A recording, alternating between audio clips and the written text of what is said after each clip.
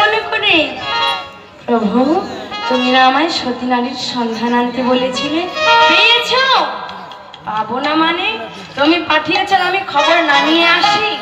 আমার নারদমণি এসে দেখছে যে লক্ষ্মী নারায়ণ দুজন পাশাপাশি বসে আছে। মনে মনে চিন্তা করছে এই হচ্ছে মোক্ষম সময়। এই সময় যদি আমি সতী রমণীর কথা বলি তাহলে আমার লক্ষ্মী মাতা রেগে যাবে। তাই কি বলছে? বলছে প্রভু, আমি গিয়েছিলাম মর্ত্যধামে আর দেখে এলাম নিজের চোখে তার মতন মহাসতী জগতে নাই নাই নাই। এখন লক্ষ্মী দেবী বলছে নারদ, তুমি এটা বলতে পারলে? আমি হলাম নারায়ণ ঘরণী লক্ষ্মী। হ্যাঁ, এই জগতে সবাই আমার সংসারের সুকল্যাণের জন্য পূজা অর্চনা করে, আর তুমি কিনা বলছো আমার থেকেও মহাসতী পৃথিবীতে আছে। তুমি এটা বলতে পারলে না? তোমার মুখে আটকালো না? আমার নারদ মনে মনে চিন্তা করে, আচ্ছা একটা বিএ পাস নারীর পরীক্ষা যদি আমি 8 পাস নারীর দ্বারা নিই সেটা হবে কিংবা বিএ পাস নারীর পরীক্ষা নিতে গেলে তার থেকে আরো উচ্চ শিক্ষায় শিক্ষিত একটা মাস্টার ধরে আনতে হবে, তো তবে তো পরীক্ষা ঠিকঠাক হবে। আমার সতী নারীর পরীক্ষা যদি মহাসতীকে না দিয়ে করাই তাহলে কি সতী নারীর পরীক্ষা নেওয়া হবে? ওই জন্য তো আমি তোমার কাছে বললাম, শোনো, যদি বিশ্বাস না হয় তাহলে নিজে গিয়ে পরীক্ষা করে দেখে আসো যে সতী রমণী সে প্রকৃত কিনা। অবশ্যই যাব। তুমি বলছো আমার থেকে মহাসতী, আমি আজই যাব তার পরীক্ষা নিতে। এই বলে মা লক্ষ্মী, পার্বতী, সাবিত্রী 3 দেবী চলেছে মর্ত্যধামে সেই সতী রমণীর পরীক্ষা নিতে। আর মর্ত্যধামে এক রমণী চলেছে আত্মহত্যা করতে। আর এই সতী অনুসূয়া কি করেছে? তার পিছন পিছন দৌড়েছে। দাঁড়া, যাস না, দাঁড়া, সামনে নদী আছে, যাস না, পড়ে যাবি, দাঁড়া, আরে দাঁড়া, পড়ে যাবি, আরে সামনে নদী আছে, দাঁড়া। কি রে হতো ভাগে, দেখতে পাস না সামনে কত গভীর নদী? এক্ষুনি তো নদীতে পড়ে যাচ্ছিলিস। কি প্রাণটা দেওয়ার খুব ইচ্ছা হয়েছে নাকি? চাইছিসটা কি? সেই রমণী বলছেন, মা গো, কেন তুমি আমায় বাঁচালে? আমি তো মরতে চেয়েছিলাম, তুমি কেন আমাকে বাঁচালে? আমায় মরতে দাও। কেন রে হতভাগী, এত সুন্দর একটা মানুষ জীবন পেয়েছিস, এমন অকালে কেন তুই দিয়ে দিচ্ছিস? কি এমন দুঃখ তোর মনের মধ্যে? সেই রমণী বলছে, জানো মা, যখন ছোট ছিলাম আমার বাবা মা মারা যায়, সবার লাঠি ঝাঁটা খেয়ে খেয়ে খেয়ে খেয়ে আজ আমি বড় হয়েছি। যখন সবাই ছোটবেলায় মায়ের আদর খেত, বাবার আদর খেত, সবাই যখন ছোটবেলায় সন্তানকে নিজের হাতে খাইয়ে দিত, আমি তখন সবার দাঁড়ে দাঁড়ে লাঠি ঝাঁটা খেয়ে খেয়ে বড় হয়েছি। রাস্তার অন্ন কুকুরে খাচ্ছিল, সেখান থেকে তুলে নিয়ে খেয়ে খেয়ে আমি মানুষ হয়েছি। আর আজ যখন বড় হলাম, বিবাহ যোগ্য হলাম, জানো মা, এক জ্যোতিষী আমার হাত দেখে বলেছে আমার সঙ্গে যে পুরুষের বিবাহ হবে আমার কারণে নাকি অল্প দিনের মধ্যে তাকে মৃত্যুবরণ করতে হবে। তুমি বলো মা, এই কথা শোনার পরে কোন রমণী কি আর বেঁচে থাকতে চায়? একটা মানুষ জীবনে কতটা সহ্য করতে পারে কষ্ট? আমি আর পাচ্ছি না মা, আমি আর পাচ্ছি না। সতী অনুসূয়া বলছে, মা রে, তুই কি ভাবলি মা? তুই যদি আজ মরে যাস, এই যে কর্মফলটা তোকে ভোগ করতে হচ্ছে, তোকে সেটা ভোগ করতে হবে না? হবে মা। তুই আবার যেখানে জন্মগ্রহণ করবি সেখানে তোকে একই কর্মফল আবারও ভোগ করতে হবে। তাই জীবন যুদ্ধের মাঠ থেকে পালিয়ে গিয়ে নয়, এই জীবন যুদ্ধের মাঠে দাঁড়িয়ে শুভ কর্মের দ্বারা, ভালো কাজের দ্বারা ওই অশুভ কর্মফলটাকে তোকে নাশ করে দিতে হবে। বল মা, পারবি? অনেক কষ্ট সহ্য করতে হবে, কিন্তু অনেক দুঃখ সহ্য করতে হবে, তবেই কিন্তু তুই তোর কাজে জয়ী হবি। বল, পারবি? বেশ, তোমার কথা শুনে যদি আমি আমার স্বামীর জীবনটা বাঁচাতে পারি তাহলে আমি অবশ্যই শুনবো। তুমি বলো মা, আমায় কি করতে হবে? এই বলে আজ সতী অনুসূয়া বলল, বেশ, তুই তবে স্নান করে আয়, আমি তোকে দীক্ষা দেব। এই বলে স্নান করে শুদ্ধ বসন পরিধান করে অনুসুয়ার কাছে এসেছে। বলছে তোর নাম কি? বললো আমার নাম নর্মদা চক্রবর্তী। এই বলে মা আজ অনুসুয়া তাকে দীক্ষা দিল। দীক্ষা দিয়ে একটা মালা গেঁথে আজ নর্মদার হাতে দিয়েছে। দিয়ে বলছে শোনো মা, কাল প্রভাতে এই মালাটা নিয়ে তুই রাস্তায় বের হবি। আর রাস্তায় বেরিয়ে সর্বপ্রথম যে পুরুষকে তুই দেখতে পাবি তার গলাতে এই মালাটা তুই পরিয়ে দিবি। শোন মা, সে যদি অন্ধ হয়, সে যদি খোড়া হয়, সে যদি বোবাও হয়, তবুও কিন্তু তুই তার গলাতে এই মালাটা পরিয়ে দিবি। বল পারবি? বেশ, এই কাজ করলে যদি আমি আমার জীবন যুদ্ধে জয়ী হতে পারি, আমি অবশ্যই করব। এই বলে মা আজ আমার নর্মদা সারাটা রাত মন্দিরে কাটিয়ে দিয়ে পরদিন প্রভাতে স্নান করে শুদ্ধ বসন পরিধান করে সেই মালাটা নিয়ে রাস্তায় বেরিয়েছে। সেই মালাটা নিয়ে রাস্তায় বেরিয়ে যাচ্ছি, পথ চলছে আর বদনে গুরু গোবিন্দের জয় গান গাইছে। এমন ভাবে পথ চলিতে আর বলিতে মুখে গাহো গাহো কৃষ্ণ মধুর নাম হরি নাম।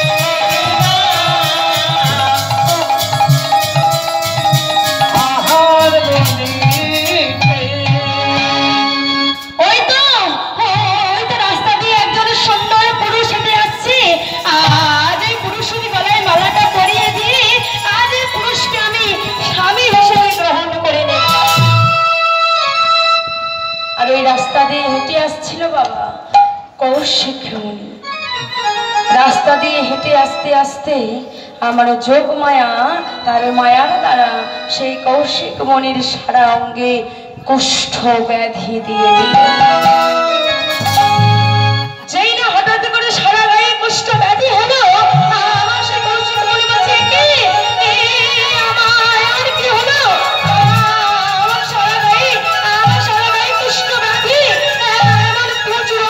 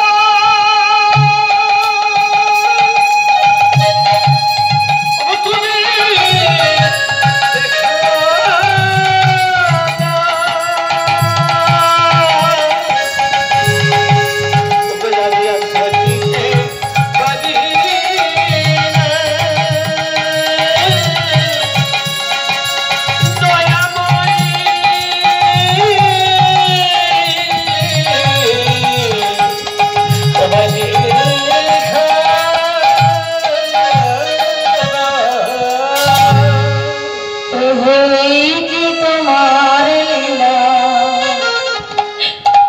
এই কি তোমার খেলা,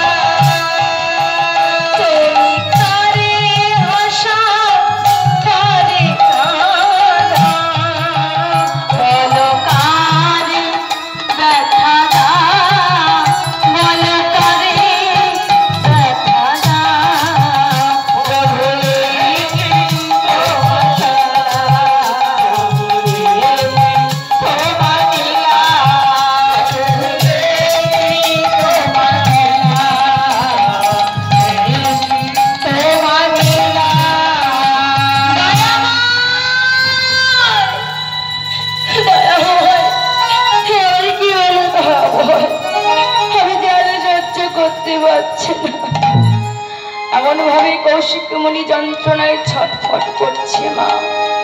আর ওদিক থেকে সেই নর্মদা এসে কৌশিক মুনির গলায় মালাটা পড়ি। কে কে তুমি? আমার গলায় কেন মালা পড়ালে? কে তুমি? আমি নর্মদা। নর্মদা? কে নর্মদা? স্বামী। কে তোমার স্বামী? কেন স্বামী? তোমার গলায় আমি মালা পরিয়ে দিয়েছি, তুমি আমার স্বামী। না না না, আরে তুমি কি চোখে দেখতে পাও না? দেখতে পাচ্ছ না আমার সারা গায়ে কেমন কুষ্ঠ ব্যাধি, কেমন পোঁজ রক্ত ঝরে ঝরে পড়ছে? তোমার কি ঘৃণা হচ্ছে না? কি মা, সামান্য কেটে গেলে কত রক্তপাত হয়, কত পুঁজ বেরোয়, আমরা নিজের চোখে ভালো করে দেখতে পারি না, আমাদের ঘৃণা লাগে।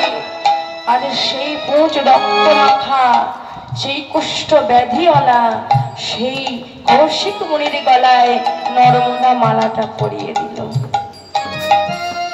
স্বামী, আমার যে ত্রিজগতে কেউ নেই। আমার গুরুমাতা বলেছিল সর্বপ্রথম যে পুরুষকে দেখতে পাবো তার গলায় মালা পরিয়ে দিতে। স্বামী গো, তুমি আমাকে তোমার স্ত্রী হিসেবে গ্রহণ করো স্বামী। না না না, তুমি জানো এই ত্রিজগতে কত নারী আছে, কত ছলনাময়ী নারী, তারা পুরুষকে ভালোবাসা দিয়ে আপন করে নিয়ে তাদেরকে মায়ার জালে জড়িয়ে তাদেরকে ছেড়ে চলে যায়।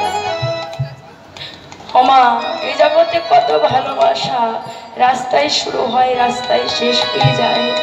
কত স্বামী স্ত্রী আছে দুদিনে সংসার করে, তারপরে আরো ভালো লাগে না, ছেড়ে চলে যায়।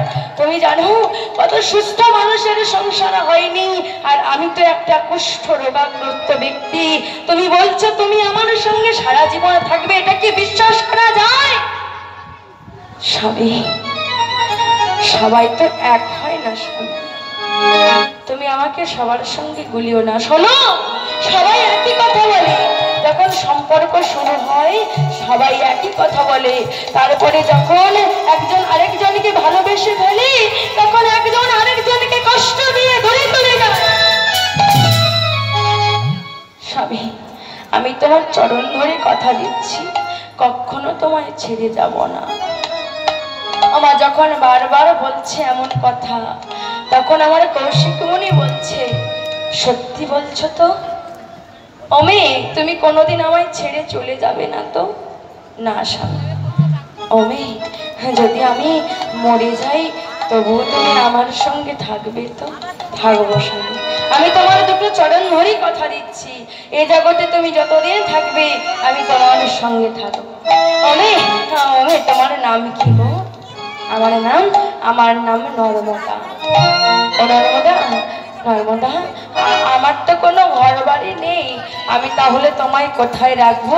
আমি তো রাস্তায় রাস্তায় ভিক্ষা করি, গাছতলায় রাত্রি যাপনে করি, তাহলে তোমাকে নিয়ে আমি কোথায় রাখবো? স্বামী, সব মেয়েরা স্বামীর রাজপ্রাসাদ চায় না। এমনও কিছু মেয়ে আছে যে স্বামীর সঙ্গে গাছতলায়ও রাত কাটাতে পারে। স্বামী যদি ভালো হয়, স্ত্রী তার সঙ্গে সারা জীবন কাটিয়ে দেয় কুড়ি ঘরে, কি মাতাই তো? তাই কি বলছি, আমি তোমার সঙ্গে থাকবো। তাই আজ আমার সেই সতী নর্মদা আরে কৌশিক মণি দুজনে মিলে বলছে, শোনো নর্মদা, আমার তো কোনো রোজগার নেই, আর আমার তো সারা গায়ে এমন কষ্ট ব্যাধি হয়েছে, তাহলে আজকের থেকে তো আমি আর কোনো কাজ করতে পারবো না, তাহলে আমাদের সংসার কিভাবে চলবে? বললো, আমি দাঁড়ে দাঁড়ে ভিক্ষা করবো, দাঁড়ে দাঁড়ে ভিক্ষা করে সেই ভিক্ষা থেকে যা পাবো তোমায় রন্ধন করে দেব, তুমি গৌর হরিকে সেবা দিয়ে সেই প্রসাদ গ্রহণ করবে। এই বলে স্বামীকে গাছতলায় বসিয়ে আজ স্ত্রী চলেছে পথে পথে ভিক্ষা করতে। কেমন ভাবে, ও বনগরবাসী আমায় দুটি ভিক্ষা দিয়ে যা,